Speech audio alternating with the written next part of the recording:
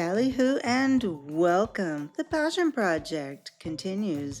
My name is Remedy Riot, and this is an appreciation. This is an exploration of linguistics, language, and the joy of discontentment, as framed by the peerless poetry of the modern day master, Elvis Costello.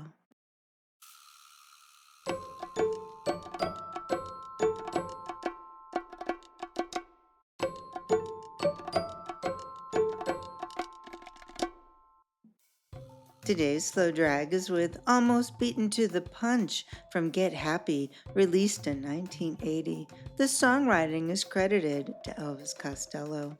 Pulling apart idioms and putting them back together in new and fun fashions is a brilliant and prominent feature of Mr. Costello's songwriting, especially in the early days. With this hard-hitting ditty benefiting from such adroitness as well, I'd say he's not just idiom busting, he's brilliantly indulging in idiomatic distortion. Despite stemming from the ambiguity of a seemingly innocuous phrase that could actually mean you have one or not, this piece is rife with barbed allusions to the point where heated competition becomes all the rage. You say that you can, and then you run and get your mommy, and you're almost beaten to the punch. Looking for the man who sold you the dummy, and you're almost beaten to the punch. Laughing at the older guys who say it's just as well, saved by the wedding bell. Almost beaten to the punch. Good Lord, where to begin in this dreamlike version of trying to explain events as they unfold? It starts with running for cover, or so it seems, with false bravado absolutely collapsing, and ends with contempt for those who have what you don't, have done what seemingly you cannot. When 3 out of the 7 lines in this verse are, and you're almost beaten to the punch, with the last iteration dropping and you're, as it's already done its job, the meaning twists, distorts into a lexical conundrum that seems to start to contradict itself, with the adverb almost sounding more like a negative than the positive that it could be. It blows the doors off the entire idiom. Linguistically, this is known as semantic satiation. Through repetition, the meaning temporarily dissolves, confounding our brain that is in the process of seeking a way to find its way back to processing information more naturally. I love the moving target of the word dummy with its literal and figurative meanings, none of which make a whole lot of sense on the surface. It could hint at a child, as in a pacifier, or it might mean a fake out, as in boxing, or it might just be some sort of general trickery. All this throws the word sold into a bit of chaos of its own. You're looking for somebody new that you can knock about. You were almost beaten to the punch. If you've got a head for figures, then you better count me out. You were almost beaten to the punch.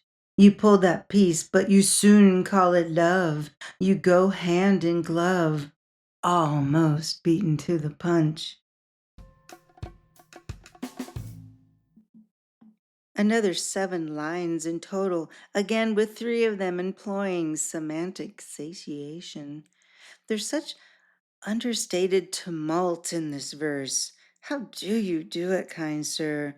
Having already destabilized the word almost in the first verse, now beaten has found itself grappling with closely related words and phrases that evoke controlled violence and sanctioned mayhem, with accompanying exclamations of knockabout, count me out, and even hand in glove, with its suggestion of boxing gloves, which in turn evokes a hands on battle. The playful smirk of head for figures in this declarative "you'd better count me out" line speaks to Mr. Costello's sly brilliance of layers upon layers. Again, the literal numbers and figurative, a woman's curves, stare us in the face. A private joke that almost doesn't seem to care if the listener fully gets the meanings behind this brilliant economy of words, which includes "count me out" as an illusion of having just been defeated, as it's complementing the word figures.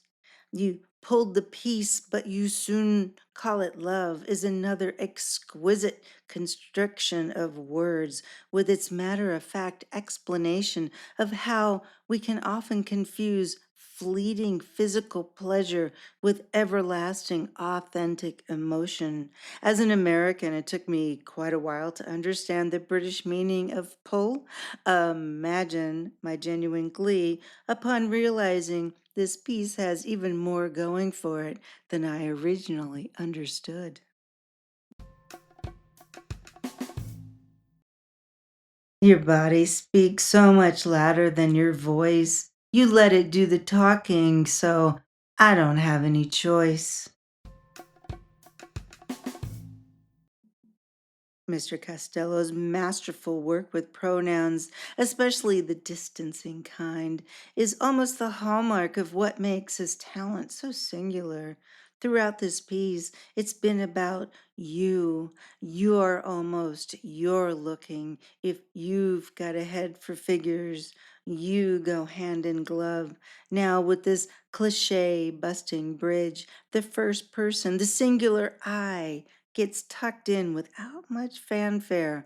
What a fun way of expressing how actions speak louder than words, with the slightest willful nod to the inability to take personal responsibility.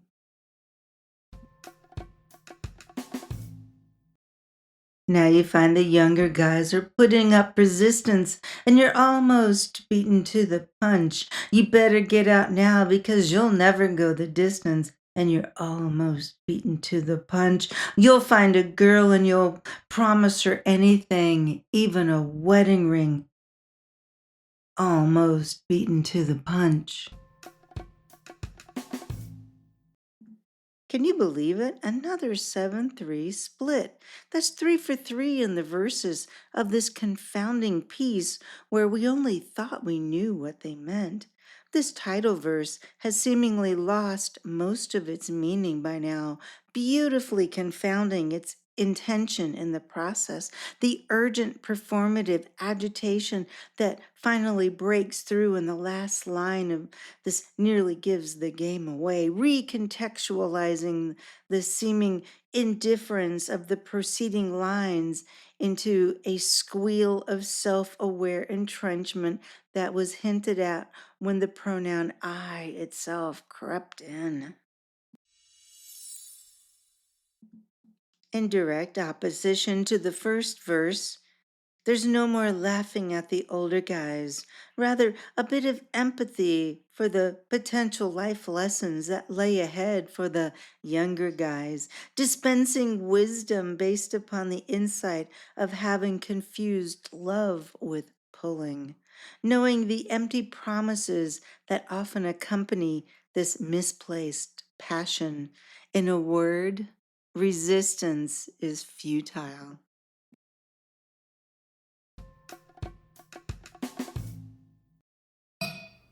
Dig it.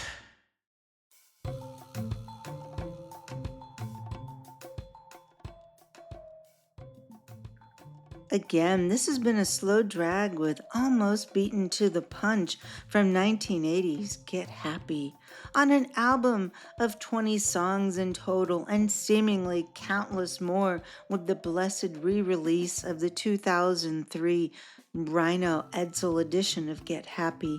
This isn't a hidden gem. It's not an exception that proves the rule. It's not underrated or even underappreciated.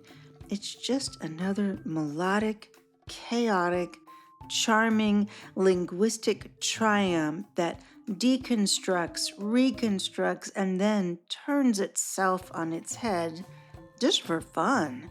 It's just another great example of why our sexy slow drags exist. This piece obliterates yet another idiom, going further by its use of semantic satiation, and goes on to use its clever word economy and, at the time, seemingly unearned yet spot on world weariness that almost spans a lifetime of love and all of its consequences. Other gems from Get Happy you'll enjoy a slow drag with are episodes 15, A Villain in a Million. That's a slow drag with Riot Act. Episode 28, The Face of Your Affection. That's a slow drag with Men Called Uncle. Episode 46, Lust. That's a slow drag with The Delightful Possession. Episode 85, Fumbling with the Catches. That's a slow drag with Motel Matches. And episode 113, Colorful with Your Compliments. That's a slow drag with Black and White World.